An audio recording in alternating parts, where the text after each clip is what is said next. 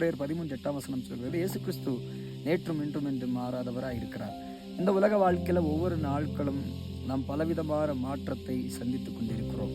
மனிதர்கள் மாறுகிறார்கள், நாம் நம்பினவர்கள் மாறுகிறார்கள், நன்றாக நம்மோடு பழகி கொண்டிருந்தவர்கள் சூழ்நிலைகள் மாற மாற அதற்கேற்ற அவர்களும் மாறுகிறதை நாம் ஒவ்வொரு நாட்களும் இந்த உலக வாழ்க்கையில் சந்தித்து கொண்டிருக்கிறோம். ஆனால் எந்த நிலைகளாயிருந்தாலும், உயர்வானாலும் தாழ்வானாலும், மரணமானாலும் ஜீவனானாலும், நாம் வியாதிப்பட்டு இருந்தாலும், நாம் நன்றாக இருந்தாலும், நாம் ஐஸ்வர்யம் உள்ளவர்களாக இருந்தாலும், நாம் ஏழைகளாக இருந்தாலும், எந்த நிலையிலையும் நம்மை விட்டு மாறாமல் கடைசி வரை நம்மை நடத்துகிற ஒருவர் உண்டு.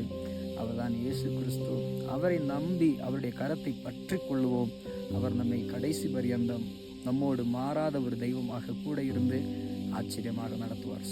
எல்லாரும் மாறிவிட்டார்கள், என்னை மறந்து விட்டார்கள் என்று நீங்கள் புலம்பாமல் கிறிஸ்துவை பற்றி கொள்ளுங்கள். அவர் மாறாதவராக கடைசி பரியந்தம் நடத்துவார்.